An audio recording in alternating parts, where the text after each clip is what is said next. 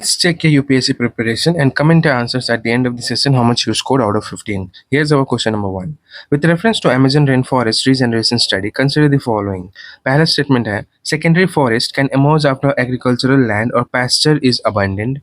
Second है a relatively small group of tree species can play a major role in early forest regeneration. And the third one is pioneer species can create conditions that facilitates arrival of species associated with mature forest. है ना? तो इसका answer हमें करना है option A B C D है. क्या हो जाएगा इसका आंसर? चलिए pause and think what will be the answer.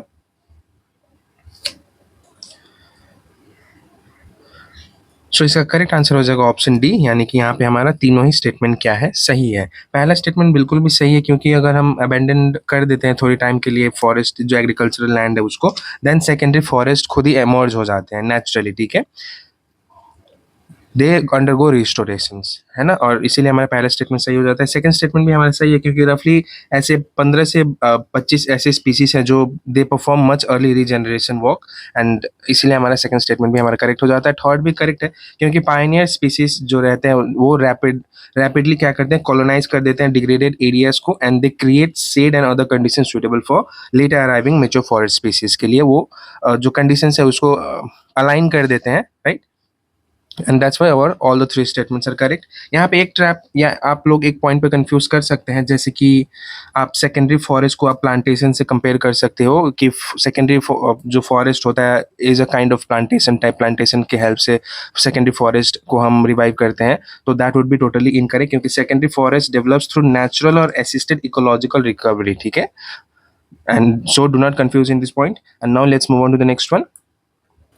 Consider the following statements. पहला statement कह रहा है The Nandan Nilekani led task force was constituted to introduce technological reforms making conduct of public exam under the NTA leak proof. Second statement is the earlier committee whose recommendation the Supreme Court referenced was headed by a former ISRO chairperson. And the third one is the Supreme Court ruled that NTA falls outside the definition of state under the Constitution. इसका भी हमें क्या बताना है, correct statement बताना है, that how many of these statements are correct, and the options are A, B, C, D. So इसका answer क्या हो जाएगा, what would be the correct answer for this question? So the answer is option A, only 2 statements are correct. अब बताइए कौन कौन सा वो दोनों स्टेटमेंट्स है. ठीक है, तो पहला स्टेटमेंट अभी तो रिसेंट का ही है, नंदन नीलेखनी के अंदर एक नया कमेटी बनाया गया है, right, for the technological enhancements. So पहला स्टेटमेंट हमारा करेक्ट हो जाएगा. सेकंड यहाँ पे हमारा करेक्ट है, क्योंकि फॉर्मर जो कमेटी बनाया गया था वो इसरो चेयरपर्सन के अंडर ही बनाया गया था, राइट, तो ये स्टेटमेंट भी हमारा करेक्ट है. थर्ड गलत हो जाता है, क्योंकि एनटीए जो है अंडर आर्टिकल 12 जो हमारा डेफिनेशन ऑफ स्टेट है, राइट, उसके अंदर फॉल करता है, and that's why the third statement is correct. पहला स्टेटमेंट बिल्कुल भी करेक्ट है, राइट, जैसे नंदन नीलेखनी कमेटी अभी रिसेंटली प्राइम मिनिस्टर के द्वारा अनाउंस करा गया था specifically for tech driven leak proof exam reforms बनाने के लिए. सेकंड भी हमारा करेक्ट है, जो फॉर्मर इसरो चेयरपर्सन कौन थे, के राधाकृष्णन, फॉर्मर इसरो चेयरपर्सन, इनके अंडर एक कमेटी बनाया गया था, राइट. और थर्ड हमारा गलत है, क्योंकि NTA falls under article 12 definition of state. Okay, so now let's move on to the next question. Consider the following statements. पहला है zonal councils are constitutional bodies established under Article 263. Second है zonal council was established under the State Reorganization Act 1956. And the third is recommendations of zonal councils are advisory in nature. ठीक है, 3 statements हैं, हमें बताने कौन कौन से statements हमारा correct हो जाएगा यहाँ पे. So the correct answer will be option C. 2 and 3 is correct. अब पहला और दूसरा स्टेटमेंट आप देखो, खुद देखो, ठीक है, क्या कह रहे हैं, zonal council are constitutional bodies, and दूसरा क्या कह रहा है, zonal bodies was established under the state reorganisation act 1956, right. दोनों कॉन्ट्राडिक्ट कर रहे हैं एक दूसरे को, है ना. अगर एक्ट के थ्रू बना होगा जोनल काउंसिल तो वो स्टैट्यूटरी बॉडी कहलाएगा, एंड इफ कॉन्स्टिट्यूशनल आर्टिकल के थ्रू आर्टिकल 263 के तहत बनेगा तो वो कॉन्स्टिट्यूशनल बॉडी कहलाएगा, है ना. तो दोनों कॉन्ट्राडिक्ट कर रहे हैं एक दूसरे को. और यहाँ पे अगर हम आर्टिकल 263 की बात करें तो ये इंटर स्टेट काउंसिल है ना, इंटर स्टेट काउंसिल के बारे में बात करता है, ना कि जोनल काउंसिल के बारे में, and that's why our first statement becomes incorrect. दूसरा तीसरा स्टेटमेंट हमारा बिल्कुल भी सही है. पहला आर्टिकल 263 इंटर स्टेट काउंसिल के बारे में बात करता है, which is distinct from zonal council, है ना. एंड दूसरा स्टेट रीऑर्गेनाइजेशन एक्ट 1956 के तहत बनाया गया था जोनल काउंसिल को, so zonal council becomes statutory body. ठीक है, so remember this point, zonal council क्या है, कॉन्स्टिट्यूशनल बॉडी ना होकर स्टैट्यूटरी बॉडी है under states reorganisation act 1956. And third statement हमारा करेक्ट है, क्योंकि article explicitly calls the recommendation advisory in nature. Zonal council का जो एडवाइज मतलब रिकमेंडेशंस होता है वो क्या होता है, they are just advisory not binding, okay. And that's why our second and third statements are correct and the first one is incorrect. अब यहाँ पे कंफ्यूजन पॉइंट यही है कि आपको स्टैट्यूटरी बॉडी को कॉन्स्टिट्यूशनल बॉडी या स्टैट्यूटरी बॉडी को कॉन्स्टिट्यूशनल बॉडी क्या है कि एग्जाम में दिया जा सकता है स्टेटमेंट बेस्ड क्वेश्चंस, एंड अगर हमें पता नहीं है then we can make mistake in such questions और such scenarios, okay. So we must be very careful, और हमें पता होना चाहिए कि वो पर्टिकुलर जो पूछा जा रहा है जिस बॉडी के बारे में, either it is constitutional body और इट इज स्टैट्यूटरी बॉडी, या फिर दोनों में से कोई भी नहीं है, ठीक है।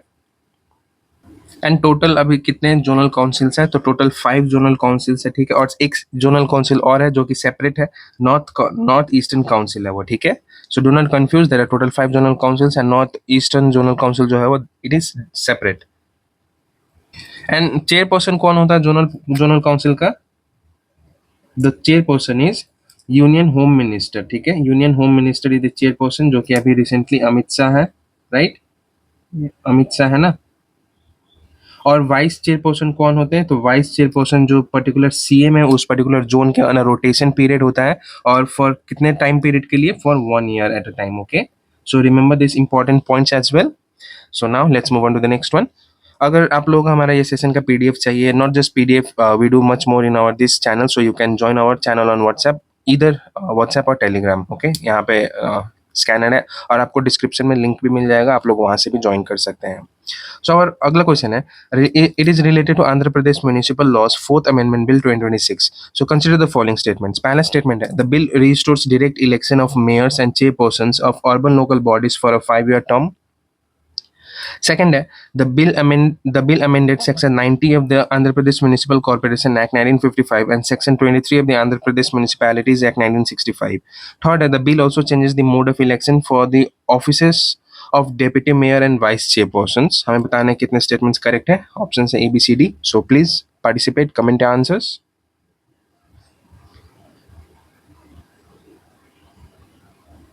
सो the correct answer will be option C, that is only 2 statements are correct. तो यहाँ पे कौन कौन सा वो दोनों स्टेटमेंट्स है? तो पहला स्टेटमेंट हमारा बिल्कुल भी करेक्ट है क्योंकि अभी रिसेंटली आंध्र प्रदेश ने चेंज किया है, और जो mayor and chairperson of urban local bodies है उनका इलेक्शन जो है वो डायरेक्ट इलेक्शन कर दिया है, राइट। एंड सेकंड स्टेटमेंट भी हमारा करेक्ट है। थर्ड स्टेटमेंट यहाँ पे हमारा गलत हो जाएगा, ओके। सो पहला स्टेटमेंट बिल्कुल भी यहाँ पे सही दिया है, डायरेक्ट इलेक्शन कर दिया फॉर 5-year टर्म, और ये हमारा कॉन्स्टिट्यूशन में भी मेंशन है, राइट।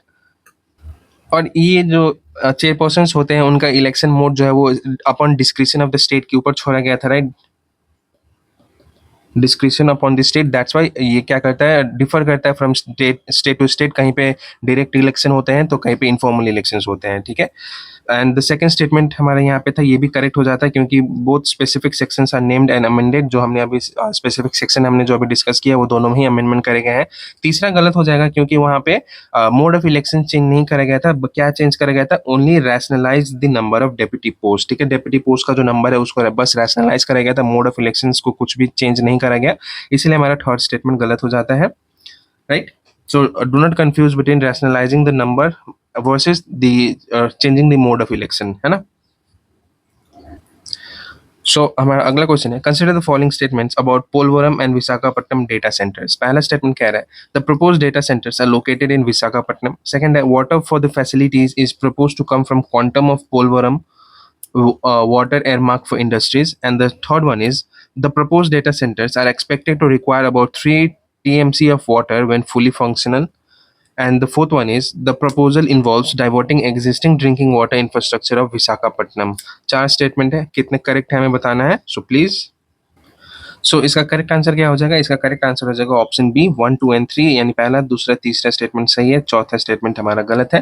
क्योंकि पहला स्टेटमेंट बिल्कुल भी सही है क्योंकि ये प्रपोज डेटा सेंटर जो है ये विशाखापट्टनम में सेटअप करा जाएगा, ये बिल्कुल भी करेक्ट है। सेकंड भी हमारा करेक्ट है क्योंकि स्टेट गवर्नमेंट से water would come from industrial allocation, ठीक है, जो पोलवरम में एलोकेट करा गया है वहीं से वाटर को रिडायरेक्ट करा जाएगा। थर्ड स्टेटमेंट भी हमारा करेक्ट है क्योंकि प्रपोज 6.5 गीगावाट डेटा सेंटर जो है इसको अप्रोक्सीमेटली कितना पानी चाहिए होगा, तो 3 TMC मतलब 1000 metric cubic feet of water चाहिए इसको व्हेन फुली फंक्शनल। एंड चौथा स्टेटमेंट गलत है क्योंकि यहाँ पे जो ड्रिंकिंग वाटर है उसको नहीं मतलब ट्रांसफ़र करा जाएगा, अलोकेट नहीं करा जाएगा, the water will be transferred from different source. जैसे कि हमने सेकंड स्टेटमेंट में देखा कि ये इंडस्ट्रियल अलोकेशन जो है वहाँ से ट्रांसफ़र करा जाएगा through pipeline, not from the drinking water of Visakhapatnam. Okay, so remember the distinction, पानी कहाँ से ट्रांसफ़र करा जाएगा, तो ये इंडस्ट्रियल अलोकेशन जो है वहाँ से ट्रांसफ़र करा जाएगा, ना कि drinking water from the Visakhapatnam. Okay,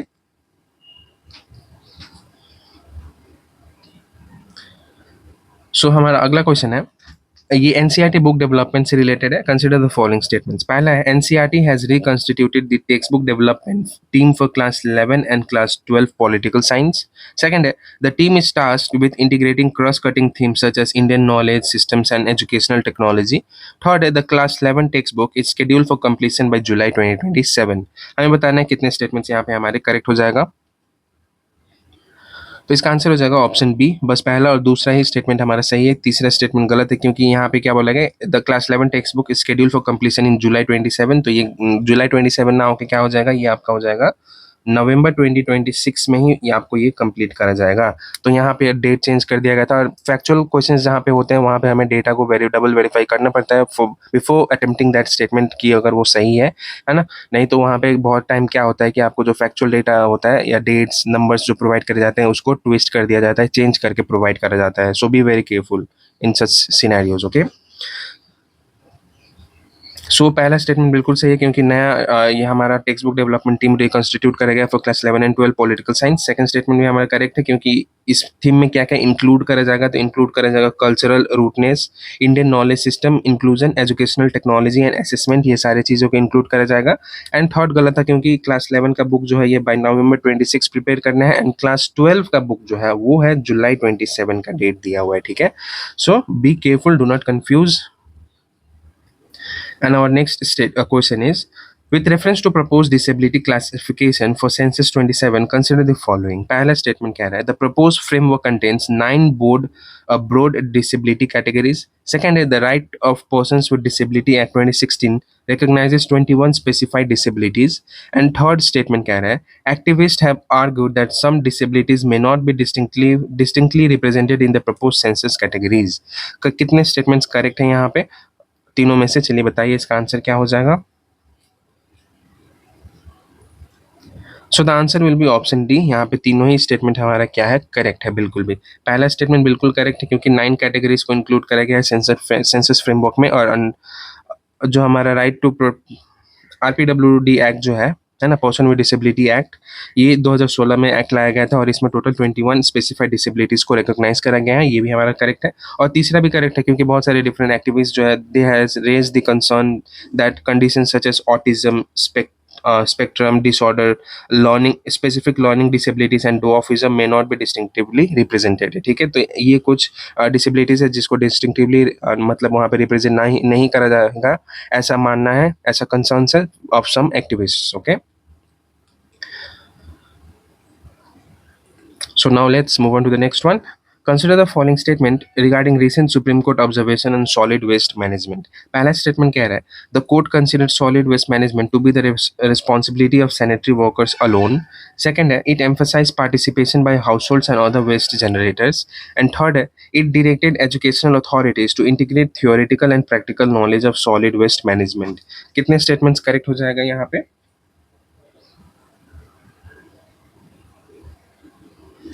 so the answer will be option B. दूसरा और तीसरा स्टेटमेंट सही है, फर्स्ट स्टेटमेंट इज रॉन्ग। अब क्यों रॉन्ग है, क्योंकि यहाँ पे एक्सट्रीम वर्ड यूज करा गया था अलोन। ठीक है, तो ये किसी एक particular section of the population का तो काम नहीं है ना to manage solid waste management. ठीक है, ये टोटल किसका काम है, ये पर्टिकुलर सारे ही बंदों का काम है, सारे ही लोगों का काम है जो वेस्ट जनरेट कर रहे हैं। ठीक है, not just the sanitary worker जो साफ कर रहे हैं, सिर्फ उन्हीं का रिस्पॉन्सिबिलिटी ना होके ये पूरे हाउस होल्ड का रिस्पॉन्सिबिलिटी है, the local body officials and every contributor of waste, ये सारे ही लोगों का रिस्पॉन्सिबिलिटी है, not just one sanitary worker alone. Okay, इसीलिए हमारा पहला स्टेटमेंट गलत हो जाता है। एंड सुप्रीम कोर्ट ने यहाँ पे डायरेक्ट किया है एजुकेशनल अथॉरिटीज को इंटीग्रेट करने के लिए theoretical and practical waste management education for students. Okay, so our next question is, with reference to Commission for Air Quality Management, consider the following statements. पहला statement क्या कह रहा है, CAQM operates in the National Capital Region and adjoining areas. Second है smaller LGVs मतलब light goods vehicle होता है, ठीक है, are classified as N1 vehicles with gross vehicle weight up to 3.5 tons. And third है LGVs constitute about 3.3% of active vehicle stocks in NCR. Correct बताना है हमें फिर कितना स्टेटमेंट जो है तीनों में से करेक्ट हो जाएगा।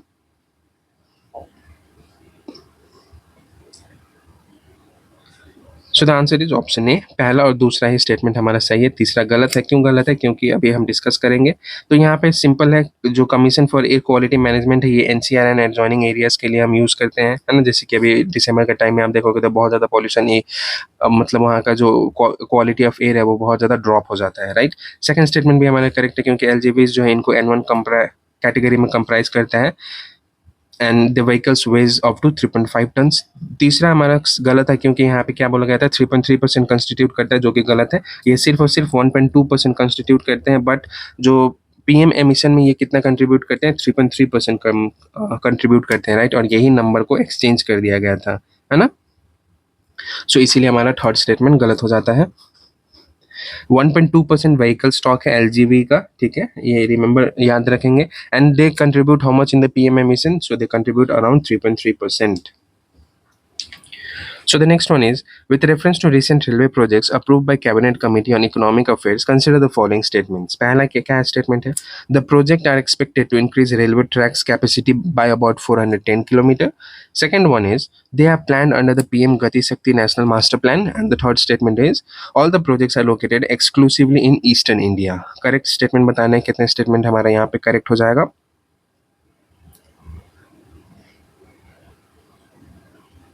सो the correct answer will be option A, that is just first and second statement हमारे सही है। थर्ड स्टेटमेंट गलत है, क्योंकि यहाँ पे एक्सट्रीम वर्ड्स को यूज करा गया था, एक्सक्लूसिवली मेंशन करा गया था कि पर्टिकुलर एक रीजन में ही हम ये एक्सपैंड करेंगे प्रोजेक्ट को, है ना। ये प्रोजेक्ट हम लेके आए हैं एक पर्टिकुलर रीजन के लिए, तो ये बेसिकली गलत है। क्यों गलत है अभी हम देखेंगे। तो पहला स्टेटमेंट हमारा बिल्कुल भी सही है, क्योंकि 4 रेलवे प्रोजेक्ट्स जो टोटल कॉस्ट है उसका 9450 crores are expected to increase track capacity by how many kilometers? 410 kilometre का कैपेसिटी इंक्रीज करेगा, राइट। और ये पीएम गति शक्ति नेशनल मास्टर प्लान के तहत ही करा जा रहा है। तीसरा स्टेटमेंट हमारा गलत है, क्योंकि ये not just eastern India but southern India में भी ये प्रोजेक्ट्स हैं, है ना। जैसे कि वेस्ट बंगाल में हो गया, Orissa, Tamil Nadu, Andhra Pradesh, right. So it is distributed among this state, not just specified और exclusively to just one part और one region of India. That's why third statement becomes incorrect. And यहाँ पे जैसे एक्सक्लूसिव जो एक्सट्रीम वर्ड्स यूज करे जाते हैं, all, only, exclusively, we are again and again discussing the same point कि apart from polity, जहाँ पे भी आपको एक्सट्रीम वर्ड्स दिखे वो मोस्ट प्रोबेबली वो स्टेटमेंट्स गलत होते हैं, है ना। सो हमारा अगला क्वेश्चन है, consider the following statements about operation तूफान। पहला स्टेटमेंट है, it is an anti drug drive in Kerala. Second है, the initiative involves coordination across multiple agencies. And the third one is, it is described by State Home Minister as only a conventional policing exercise. Correct statement कितने हैं तीनों में से हमें ये बताना है। तो क्या हो जाएगा इसका answer? So the answer will be option A, that is first and second हमारा करेक्ट है, थर्ड स्टेटमेंट गलत है। ऑपरेशन तूफान जो है ये एंटी केरला में एंटी ड्रग कैंपेन के लिए यूज करा गया है, ठीक है। और एग्जाम में कई बार ये डायरेक्ट पूछा भी जाता है कि ये पर्टिकुलर ऑपरेशन जो है वो किसके लिए था, है ना, किस फील्ड के लिए पर्टिकुलरली था, ऐसा पूछा जाता है। सेकंड स्टेटमेंट भी हमारा करेक्ट है, क्योंकि कैंपेन जो है ये involves coordination with police chiefs of other southern states and multiple agencies because drug network operates across states and international borders, है ना। अब इसमें इंटरनेशनल बॉर्डर्स जो है वहाँ पे कुछ इंपॉर्टेंट आ जाता है, जैसे गोल्डन ट्रायंगल आ जाता है ना, and golden crescent, right. So golden triangle plus golden crescent, you must know about this thing. और इसमें कौन कौन से कंट्रीज इन्वॉल्व है आप लोग कमेंट करके बताना मुझे, right. So this are the routes for international drug supply. And the third statement जो हमारा था ये गलत है, क्योंकि ये सिर्फ और सिर्फ पुलिसिंग एक्सरसाइज नहीं है, ये एक सोशल मूवमेंट भी है, ओके। इसलिए हमारा थर्ड स्टेटमेंट गलत हो गया यहाँ पे। अब एक पॉइंट यहाँ पे और कंफ्यूज करने वाला है, जैसे एग्जाम में आपको मेंशन करा जा सकता है कि ड्रग ट्रैफिकिंग जो है ये as a purely law and order issue बोला जा सकता है, but that will be incorrect, क्योंकि ड्रग ट्रैफिकिंग जो है ये it is not purely law and order issue, it can have interstate and transactional dimensions, ठीक है। So our next question, the question is about, with reference to Delhi High Court's observation on Lakshmi Yojana, consider the following statements. पहला statement कह रहा है, the Delhi government portal required an MP MLA endorsement according to the PIL. Second, the scheme itself expressly mentioned endorsement as an eligibility condition. And third, the Delhi High Court questioned the necessity of requiring such political endorsement when eligibility could be verified through other documents. So यहाँ पे हमें answer क्या है, answer बताना है तीनों statement में से कौन कौन से तीनों स्टेटमेंट्स करेक्ट हैं या कौन सा स्टेटमेंट गलत है, right? Options are A, B, C, D. And the correct answer will be option A, that is first and third statement हमारा सही है, तीसरा सेकंड स्टेटमेंट हमारा गलत हो जाएगा यहाँ पे। ओके, सो पहला स्टेटमेंट बिल्कुल भी सही है क्योंकि एक PIL फाइल करा गया तो उसमें ये बोला गया है कि ऑनलाइन पोर्टल जो है उस पर रिक्वायर्ड एंडोर्समेंट और recommendation from the concern MP और MLA। So the first of all Delhi Lakshmi योजना जो है इसके तहत क्या करा जाएगा, 2500 रुपीज मंथली ये ट्रांसफर करा जाएगा एवरी मंथ, है ना, टू दी एलिजिबल वुमेन जो है उनके अकाउंट में 2500 पर मंथ ट्रांसफर करा जाएगा account under the daily Lakshmi Yojana. And for that the online portal जो है वहाँ पे एक रिक्वायरमेंट है जैसे कि एंडोर्समेंट या रिकमेंडेशन चाहिए फ्रॉम द कंसर्न MP या MLA।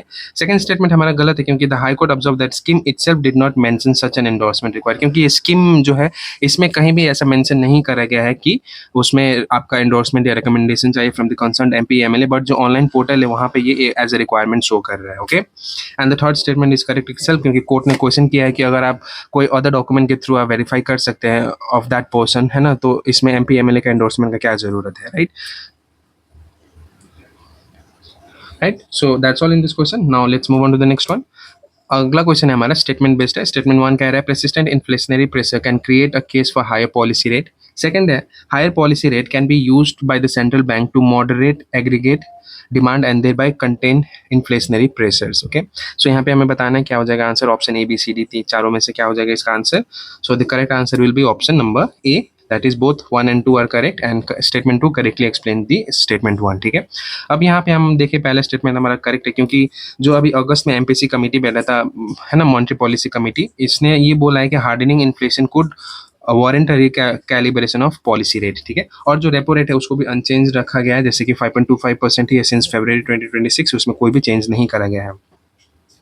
सेकंड स्टेटमेंट ये भी हमारा सही है क्योंकि मॉनेटरी टाइटनिंग क्या होता है, तो basically monetary tightening can reduce borrowing and spending thereby moderating demand side inflationary pressure. Okay, but यहाँ पे एक कंफ्यूजिंग पार्ट ये है कि आप रेपो रेट को don't think repo rate hike immediately reduces all types of inflation. ठीक है, ऐसा जरूरी नहीं है कि रेपो रेट हाइक करने से क्या हो जाएगा, सारे टाइप्स के जो टाइप्स के इन्फ्लेशन जो है वो इमीडिएटली रिड्यूस हो जाएगा। ठीक है, supply side inflation such as an oil price shock may not respond directly to monetary tightening. Okay, supply side का जो डिमांड रहता है वो it is not necessary that it always responds to monetary tightening, है ना, and that becomes an important point to remember.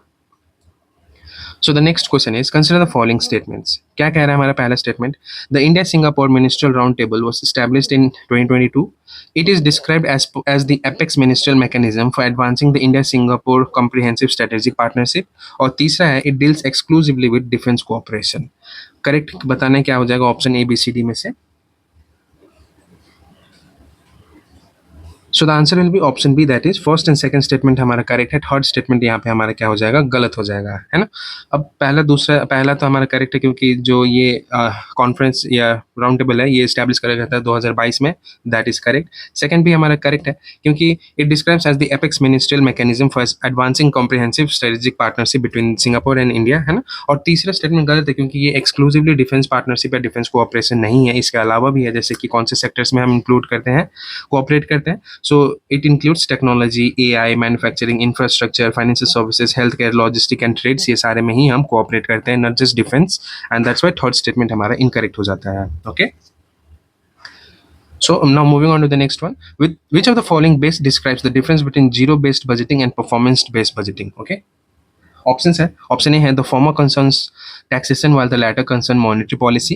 दूसरा है the former requires justification of allocation while the latter evaluates expenditure through measurable outcomes. तीसरा option है हमारा the former applies only to private firms while the latter applies only to governments. And हमारा last option है both are identical approaches with different terminology. Okay, so correct answer क्या हो जाएगा यहाँ पे, करेक्ट आंसर हो जाएगा option B, that is the former requires justification of allocation while the latter evaluates expenditure through measurable outcomes, है ना। So the main difference between zero budgeting and performance based budgeting क्या होता है? Zero budgeting में क्या है, whether an expenditure should continue and at what level, okay. But performance based in budgeting में क्या होता है, it ask what outcomes the expenditure actually produce, ठीक है। So this is the distinction between the two, ये दोनों identical नहीं है। And do not confuse in the statement, अगर ये दोनों को आइडेंटिकल बोल के बोला जाएगा तो वो गलत हो जाएगा, है ना, क्योंकि they are complementary but not identical, remember this point.